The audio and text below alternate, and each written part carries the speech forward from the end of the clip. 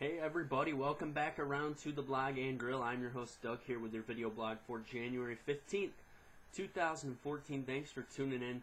Today I have a great episode of Doug's Sports Blog and Grill planned for you today. We're going to be talking about the resurgence of New York hoops. We'll also be talking about the difficulties in replacing coaches in today's NFL. But I want to start off with an Alex Rodriguez and kind of a New York Yankees update for you. If you were able to listen to it yesterday, Joe Tacapena, Alex Rodriguez's attorney, was on The Herd with Colin Cowherd on ESPN Radio. Interesting interview for sure. Tacapena really took a lot of shots at Anthony Bosch, really still showed a lot of support for A-Rod. Of course he's gonna, but he really tried to act like he really knew what he was talking about. I don't think he did necessarily know as much as he tried to give us that he was talking about. It was an interesting interview. Colin Cowherd really pushed him for some big-time answers, and ultimately, I don't think I really learned anything new from the case, about the case. I think it's going to go to court. I don't think an injunction will be granted to Alex Rodriguez, but I think the big thing is the fans' reaction now. Fans want this guy to not play for the Yankees, but they got to remember he's still got a lot of money left, and the Yankees still might have to play him. So my question is that I want to answer right now is, what can the Yankees do, and what will the Yankees do? The Yankees right now have a couple options. Their first option is A-Rod could get an injunction and play. Taking that out of the equation, right now they're talking about a trade for not Chase Headley of the Padres, but Logan Forsythe of the Padres. He's a 27-year-old. He played a lot of shortstop. They're looking at him to platoon with Kelly Johnson at third base. You got this guy hit .214, 6 homers, 19 RBIs in 75 games. Not real great numbers. And my answer to that is, why not just use Eduardo Nunez? Probably Forsythe's a little better on defense, but I would bring in Nunez, platoon him with Kelly Johnson, and then if I had to, I'd play not just Brian Roberts, who's now at second base, but I would even throw in maybe Alfonso Soriano. Soriano's played second base before. Give him a shot, see what he can do. And, I mean, you're going to have to play Eduardo Nunez somewhat, so you might as well get him some at-bats and get him in to the game as a third baseman and see what he can do. See if you can get him 400 at-bats and see if he can bat. I think he could bat .260, probably hit 25 doubles, 25 to 30 doubles. And he's kind of a 10, I don't know, he might be a 10 home run, 65 RBI kind of guy for you. And those would be a lot better numbers than you're going to get out of Forsythe. So something to think about for the Yankees. The final question is, will he ever play for the Yankees again? I honestly think he could. I think he could next year. I think he will next year. I don't think the Yankees want to pay him off. They don't want to have to get rid of him and have to pay that $61 million that will remain on the contract. We'll see what happens. I think he will play for the Yankees. It's going to be a depleted Alex Rodriguez. He will have a year to kind of get back to full health, so maybe we could see a good couple of years, as the Yankees have him on contract for 3 more years after this year, so they need to find a way to get some production out of this guy for sure.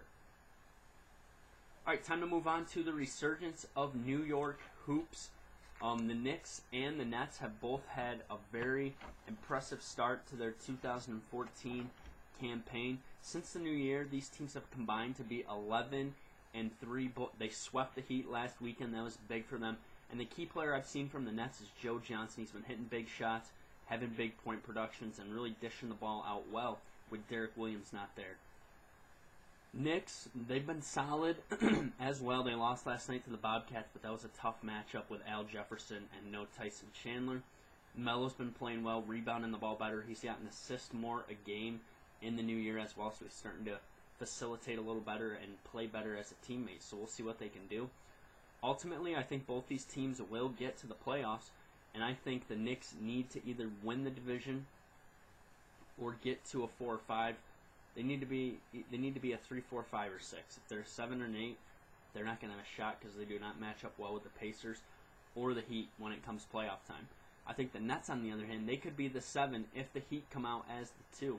If the Heat are the 2, the Nets are the 7. I think the Nets could push them because the Nets have good weapons. They're going to rest Pierce and Garnett down the stretch, and they're going to have fresh legs for the playoffs. And that's going to be fun to watch for sure if we get a good playoff series between those two teams. Alright, that's my take on Resurgent New York Hoops. Now I want to finish up with the problems with replacing coaches in the NFL today. I was thinking about this, and there's 3 major issues. We had 7 openings this year.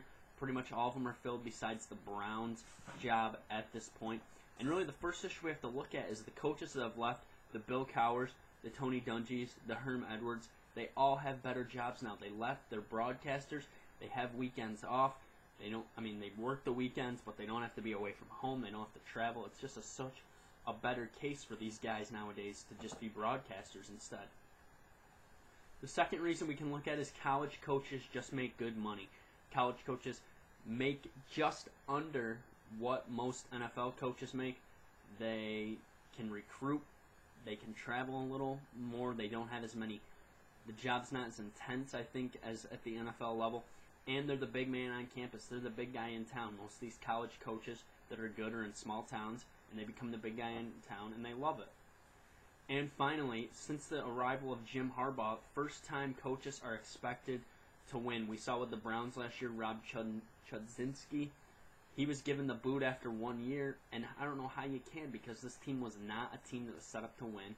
Chudzinski got a bad team, and he got fired after 1 year, and it's tough to win in the NFL if you don't have good players and you don't have a good quarterback. I think we'll see some of these change. I think all we need is a couple of these young coaches, a James Franklin, a Jay Gruden, maybe a Mike Zimmer. We just need some of these guys to succeed and prove that they can be big-time head coaches. And if they can, we're going to see more coaches follow in their footsteps and transition into a time of more great coaches like we've seen over the past 25 years. All right, so Friday I'll be back with football pick'em. We'll pick the championship games for Sunday. Also have my college hoops weekend preview and an update on the Masahiro Tanaka sweepstakes. That will conclude next Friday.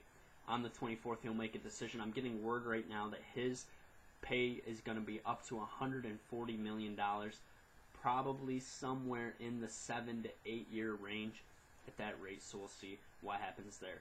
We're still talking about blog expansion. If you have any ideas, get at me about expanding the blog to a more permanent and larger platform. Follow me on Twitter, YankeeBaller415. Comment, questions, subscribe to my page. Thanks for tuning in to the blog and grill. I will be back on Friday. Have a good day, and I will see you Friday night.